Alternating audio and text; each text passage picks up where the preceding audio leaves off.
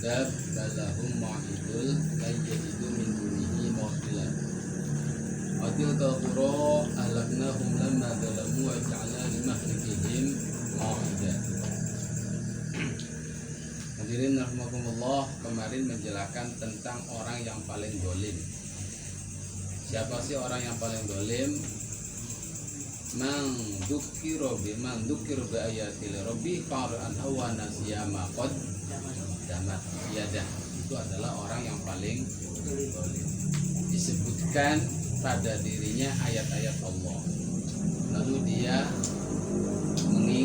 mengingkari, berpaling dari ayat-ayat itu, dan dia pun melupakan apa yang telah dia perbuat.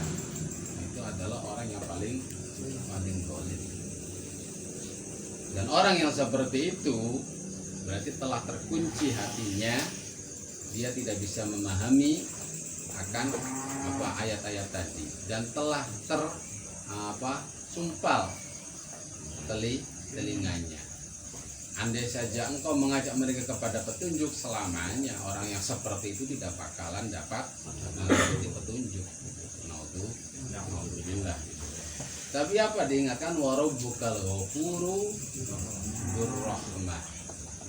Warabbukal ghafuru dzurrahmah. Akan tetapi Tuhanmu itu al-ghafur dzurrahmah. La yu'akhiduhum bima kasabu la'ajjala lahumul. Sebenarnya kita tuh setiap saat itu selalu melakukan dosa. Kadang-kadang sesuatu yang kita anggap ibadah, sholat, itu merasanya itu, padahal sih sholat kita itu umpamanya diadab itu sangat beralasan sekali Allah itu, dengan kita melakukan sholatnya, sholat begini banget. Kalau diadab itu sangat punya alasan. Kita sodako, kita melakukan kebaikan, merasanya itu kita baik. Itu kalau tidak ada maghfirah Allah, udah kita tuh habis semuanya. Apalagi kejelekan kita, kebaikan kita pun ya sebenarnya itu cuma kebaikan dalam rupa saja, kesinnya dalamnya mah itu sangat itu sekali. Kalau tidak ada maghfirah rahmat Allah, ya udah, manusia itu ya hancur semua. Tidak ada siksa melakukan dosa langsung diadab, udah tidak ada sisa di bumi itu makhluk hidup yang namanya manusia. Jadi di sini al-ghafur disebut al-ghafur, semua kesalahan kita ditutup oleh Allah itu, ditutup. Terus dzurrahmah, enggak cuma sekedar ditutup saja, balasannya pun ditangguhkan. Berarti itu udah sangat luar biasa, itu mahal. Warabbukal ghafuru dzurrahmah. Namanya ditutup pun udah suatu kita tuh anugerah.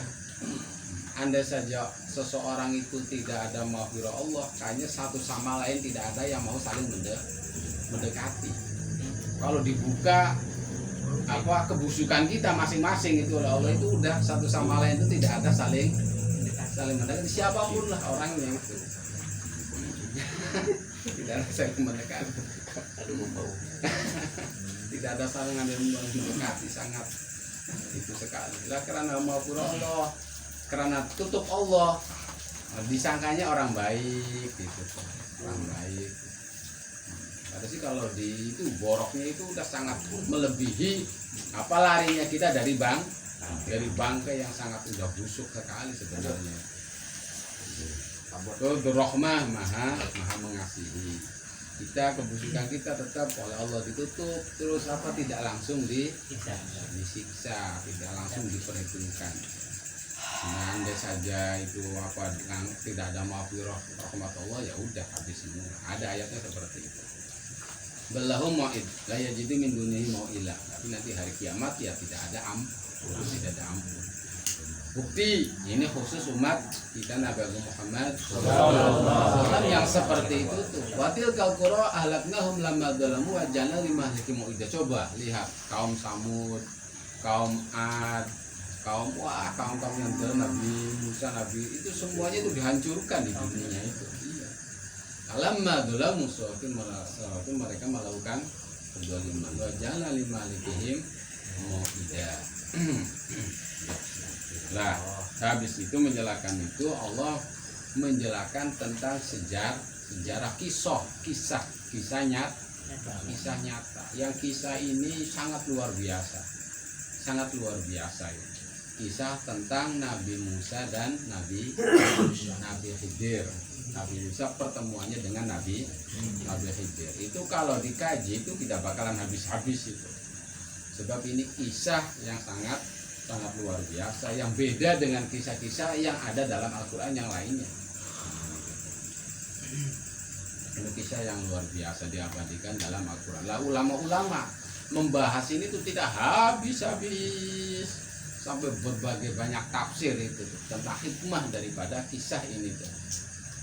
Lah kalau asbabun nuzulnya kan mungkin kisah Nabi Musa dengan santrinya, santri utama yaitu Nabi Yusa bin Nun. Lah di sini ada Musa bin Imran. Karena ada pendapat bahwa bukan Musa bin Imran tapi Musa bin Misha. Gitu tuh, Musa bin Misha, bukan Musa. Kalau Musa bin Imran ya itu yang Raja Fir'aun itu. Musuhnya itu berupa Raja Fir'aun terus bersamaan dengan Nabi Harun. Tapi sebelumnya itu ada lagi Musa, Nabi juga. Tapi Musa bin Misha itu buyut cucunya Nabi Yusuf. Gitu. Ada pendapat itu seperti itu, tapi kalau yang sahih itu adalah Nabi Musa bin Imran yang sewaktu dengan Nabi Harun dan Raja Fir'aun. Nah kalau dalam tafsir Sawi, kenapa terjadi seperti itu perjalanan Nabi Musa bertemu dengan Nabi Khidir? Karena ada gerintes di hati itu. Saya itu orang yang paling alim di bumi ini sekarang ini. Itu kalau di Sawi. Kalau tafsir Munir itu alasannya kenapa? Sebab Nabi Musa itu didatangin seorang laki-laki, wahai Musa, adakah orang yang paling alim di bumi itu siapa? Ya saya. Kata Nabi Musa, saya orang yang paling alim di bumi. Iya. Tapi dalam kitab tafsir Jalalain gitu tuh. Jalan wadkur ya akmal rasul kisota Musa al-Kalim alaihi salam. Ingatkan wahai Rasul yang jadi kekasihku yang paling sempurna itu Nabi Agung Muhammad SAW, tentang kisahnya Nabi Musa al-Kalim.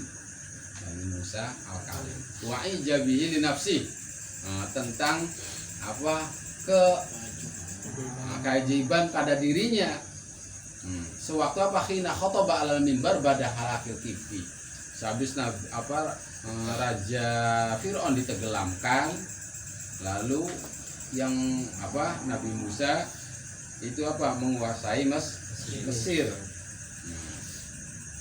Dulu milka Misra. Lah suatu datang ke singgasana Fir'aun, khotbah Nabi Musa itu langsung khotbah dengan khotbatan ajibatan balighotan, dengan khotbah yang sangat luar biasa, sangat balik, kata-katanya itu sangat luar biasa sekali. Ilahai suraqat al-qulub. Nah, dengan khotbahnya Nabi Musa itu hati yang tadinya keras itu jadi lembut itu waktu khotbah itu. Terus wadaraqat uyun. Yang tadinya udah lembut berkecucuran air mata. Khotbahnya itu sangat luar biasa. Faqila lahu halam fil ardi a'lamu minka. Akhirnya ada yang tanya dengan khotbah Nabi Musa yang sangat luar biasa itu. Hal fil ardi a'lamu minka. Adakah di bumi ini orang yang paling alim, ada orang yang alim dari kamu? Nabi Musa tolak, lah tidak ada, saya ini alim. Suatu khotbah dengan yang sangat luar biasa tadi. Lah akhirnya fa'ataba alaihi subhanahu al-ijabi. Akhirnya diingatkan oleh Allah dengan kata-kata Nabi Musa yang seperti itu. Faqala subhanahu inna lana fi majma'al bahrain abdan huwa a'lamu minka. Kata Allah, saya ada hamba yang posisinya di majma'al bahrain, huwa a'lamu minka, yang dia itu lebih pintar daripada kamu. Nah, akhirnya faqala Musa alaihissalam, "Dulluni alayya rabbi." Ya Allah, berilah saya petunjuk untuk bisa menemuinya. Bisa menemuinya. Lalu haddimahu wa tu'allimu minhu, supaya saya akan jadi pelayan hamba tadi.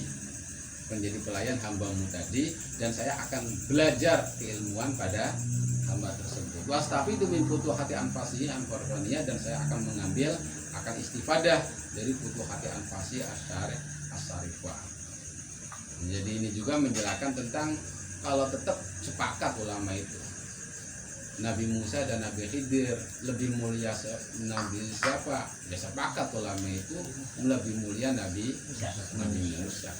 Sebab Nabi Khidir itu sendiri ada yang mengatakan Rasul, ada yang mengatakan Nabi, bahkan ada yang mengatakan wali. Nabi Khidir itu. Lah Nabi Musa udah selain Rasul, beliau ulul azmi. Nabi Musa itu ulul azmi. Maka di sini ada apa? Ada hikmah. Wala yakdah fihi kaunhu yata'allamu min Khidir. Jadi tidak ada celaan seorang yang kafikonihi dia lebih utama daripada Nabi Khidir, dia belajar kepada orang yang lebih rendah, lebih bawah derajatnya. Itu ya tidak gengsi sama itu juga tidak menurunkan martabat seseorang. Layak dah atau layak tidak dicela fi kaunuhu yata'allamu min Khidir, dia belajar Khidir li anal kamil yaqbalul kamal. Sebab walaupun orang itu udah sempurna tetap masih menerima kesempurnaan tetap. Sebab batas keilmuan itu tidak ada batasnya gitu. Tidak ada batasnya.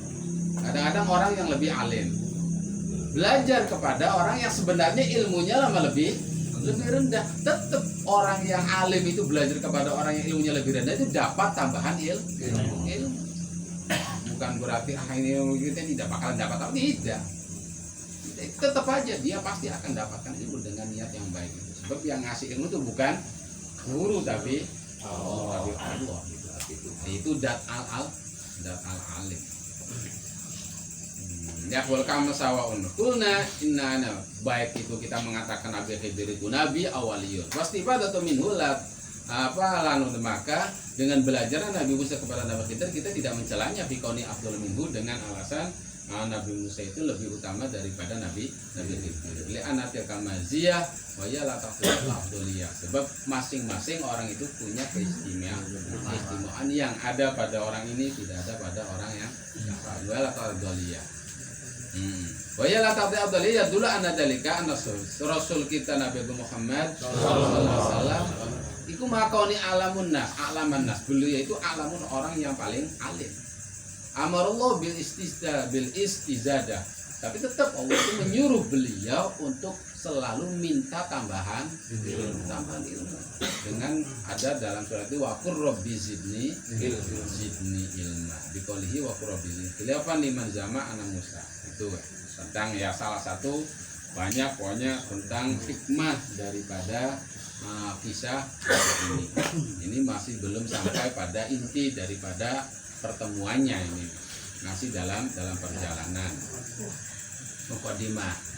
Wa qala idh qala li fatahu la abrahu la hatta ablugha majma'al bahrain aw amdiya hukuba. Kata Nabi Musa, akhirnya apa?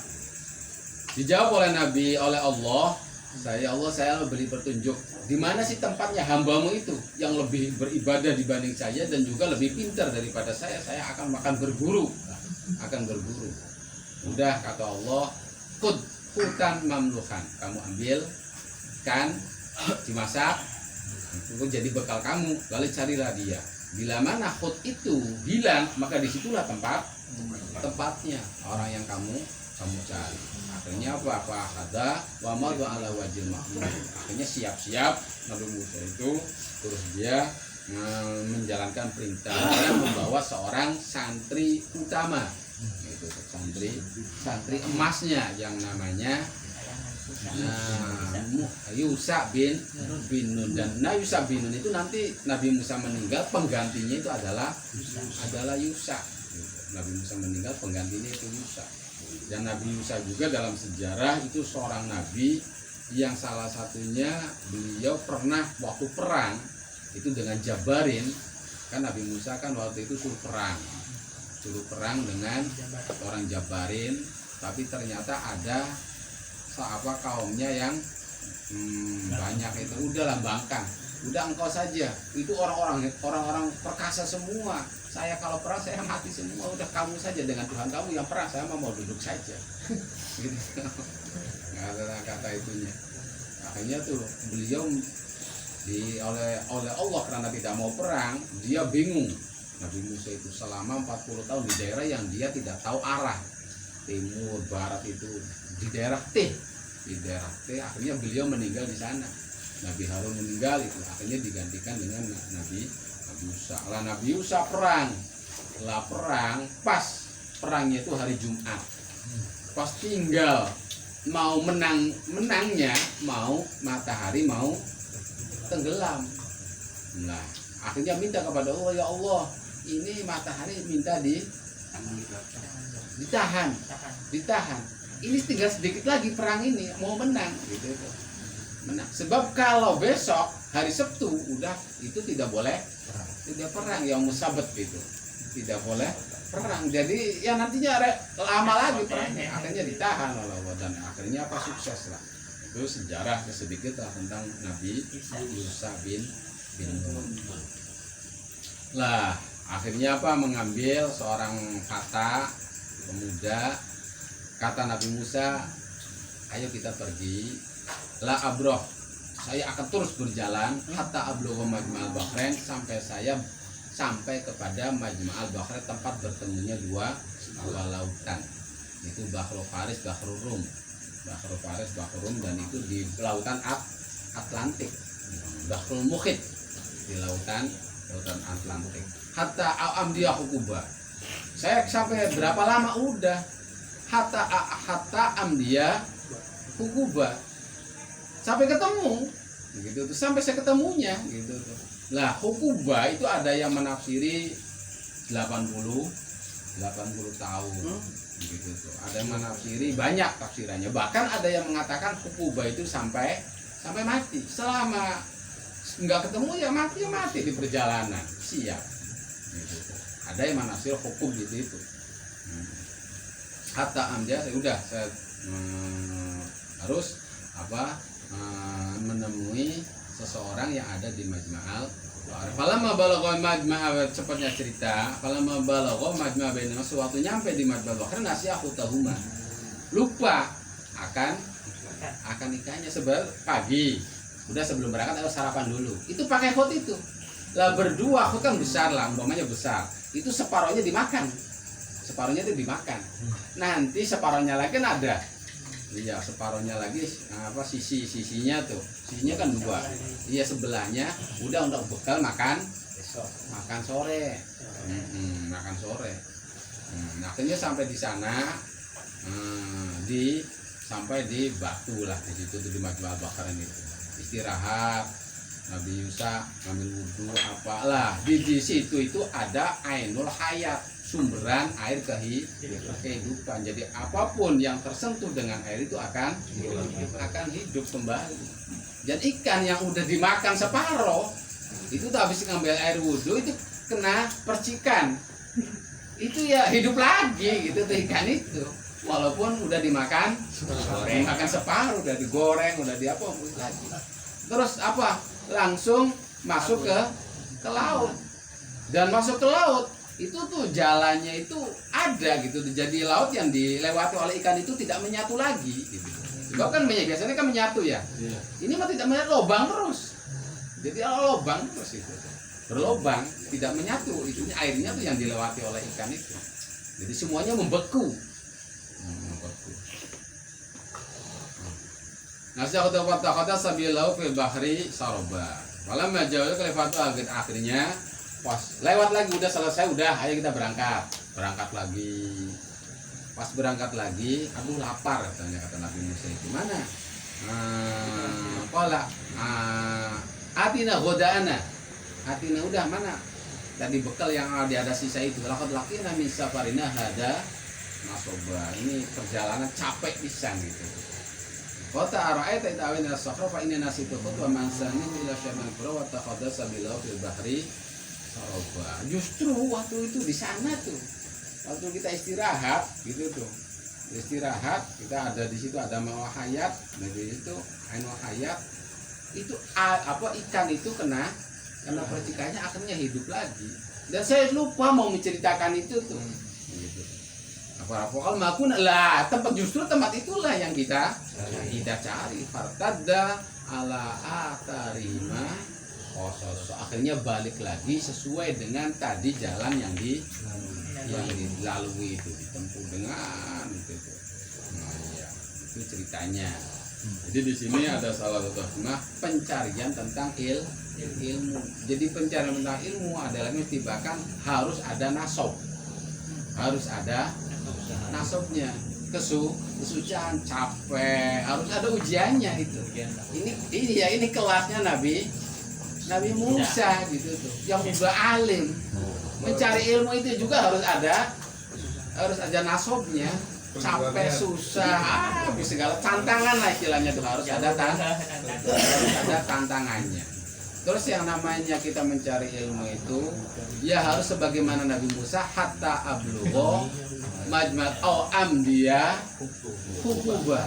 Selama tidak ketemu ya udah mau 80 tahun mau sampai mati gitu.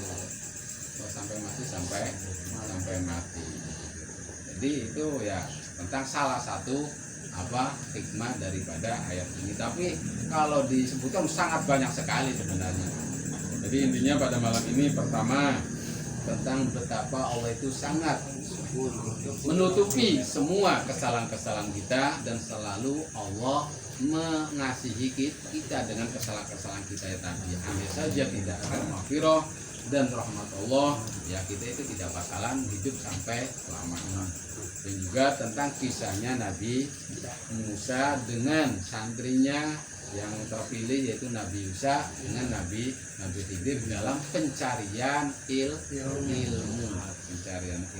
Yang di dalam pencarian itu Nabi Musa sampai mengatakan seperti itu, bahwa perjalanan itu penuh dengan kesusahan, sampai penuh dengan tantangan, dan kita pencari ilmu itu harus siap melakukan itu. Hingga Allah alam bisawab.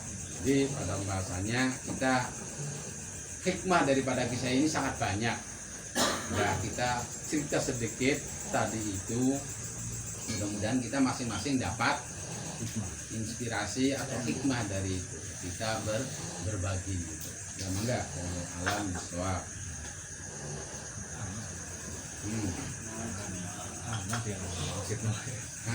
Ya.